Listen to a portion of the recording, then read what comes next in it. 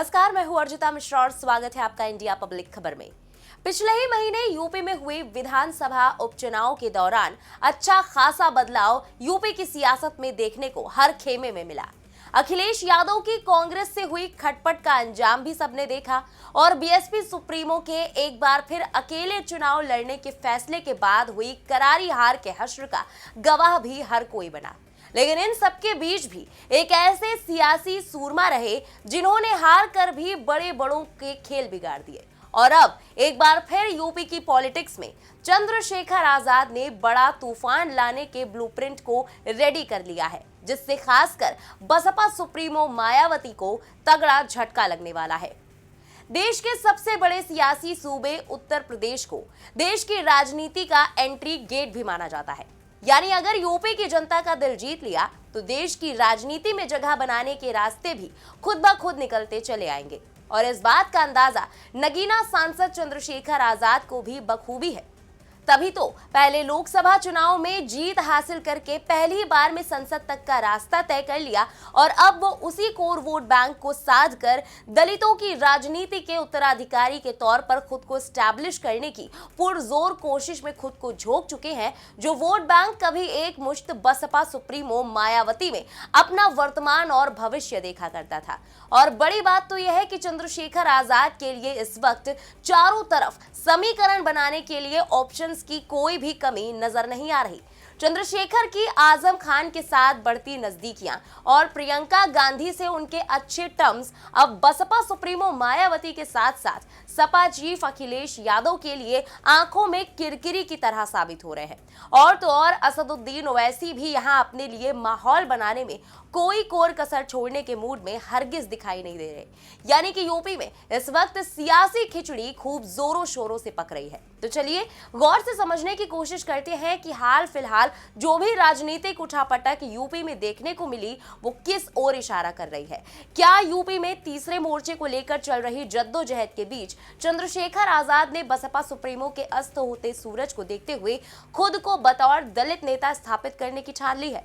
क्या चंद्रशेखर कांग्रेस या ओवैसी के साथ गठबंधन करके खुद की स्थिति को और भी पुख्ता करने जा रहे हैं, या फिर चंद्रशेखर आजाद आजम खान के सहारे मुस्लिम वोट बैंक को साधने का पूरा प्लान तैयार करके मिशन 2027 का आगाज करने की भूमिका रेडी कर चुके हैं?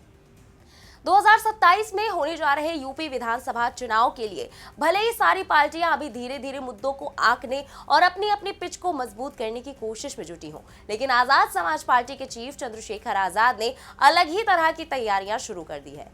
बीते चुनावों में बसपा के खिसकते वोट बैंक को देखते हुए चंद्रशेखर आजाद एक नई रणनीति पर काम करते नजर आ रहे हैं और हालिया घटनाक्रम के बाद से लगने लगा है कि वो दलितों के खैरख्वाह बनने के साथ साथ आजम खान के सहारे मुस्लिमों को भी अपने पाले में लाने की जुगत में है।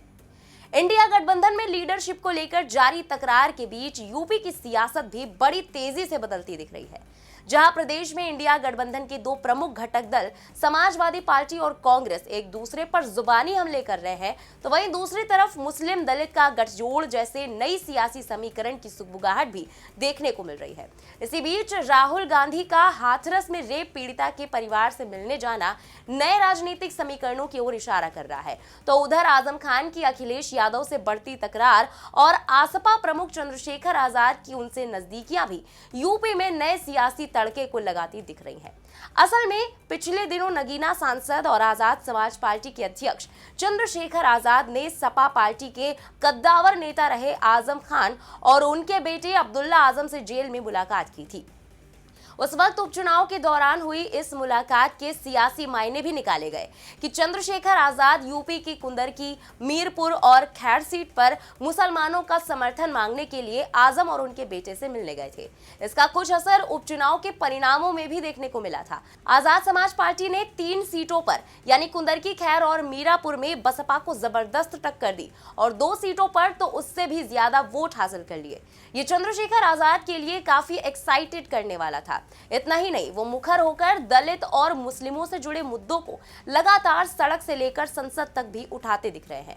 संभल हिंसा मसले पर भी वो काफी मुखर दिखे। यही वजह रही कि अगर उन्हें आजम खान का साथ मिलता भी है तो पश्चिमी यूपी की कई सीटों पर सियासी समीकरण पूरी तरह बदल सकते हैं। लेकिन मामले ने उस वक्त और तूल पकड़ी जब आजम खान ने हाल ही में जेल से अपना संदेश भेजा।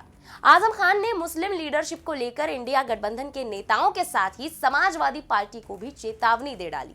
उन्होंने यहां तक कह दिया कि अगर मुस्लिम लीडरशिप को खत्म करने की कोशिश हुई तो मुसलमानों को अपने भविष्य के बारे में सोचना पड़ेगा।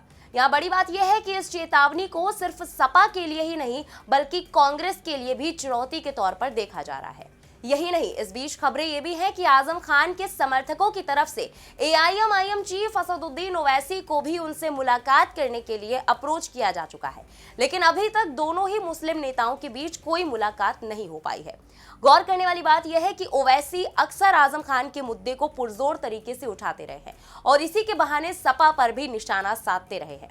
दिलचस्प बात यह है कि आजम खान से लेकर चंद्रशेखर आजाद और ओवैसी तीनों ही नेताओं की राजनीति का मुख्य केंद्र पश्चिमी यूपी और रुहेलखंड का इलाका है।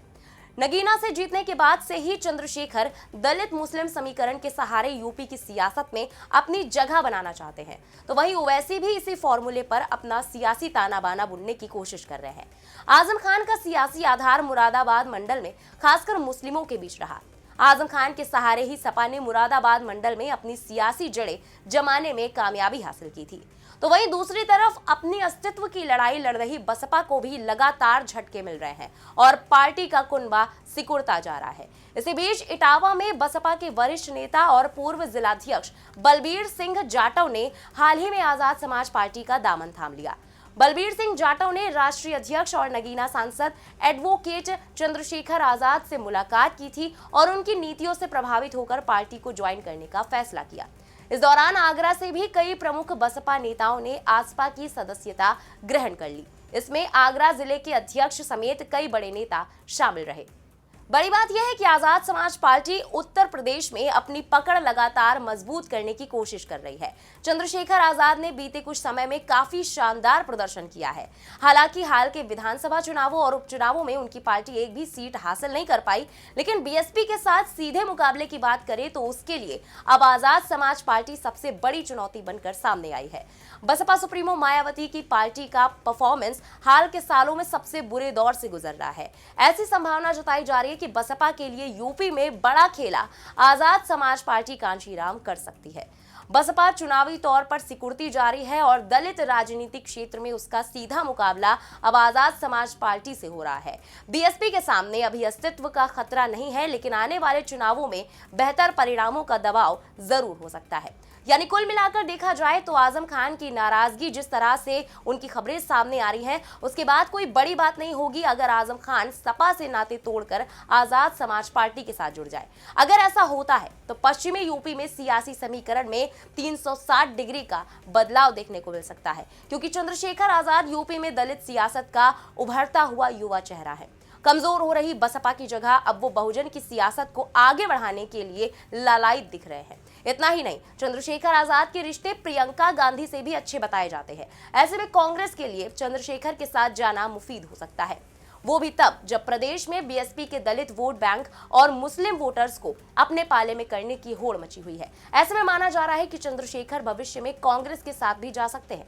अगर ये गठजोड़ बनता है तो 2027 के विधानसभा चुनाव को दिलचस्प बना देगा। यानी कुल मिलाकर एक तरफ बीएसपी अपने भविष्य को लेकर मंथन में जुटी है तो कांग्रेस अपना नया रास्ता तलाश रही है, और इधर सपा कांग्रेस से अलगाव के लहजे में भी रूठे हुए अपनों की बगावत को लेकर घबराई हुई दिखाई दे रही है।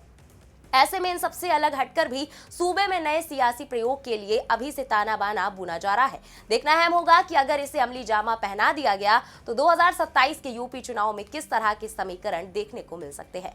फिलहाल इस स्पेशल रिपोर्ट में अभी के लिए बस इतना ही। इस खबर पर आपका क्या कहना है कमेंट में लिखकर जरूर बताएं। बने रहे इंडिया पब्लिक खबर के साथ। हमारे यूट्यूब चैनल को सब्सक्राइब करें, बेल आइकन दबाना बिल्कुल ना भूलें।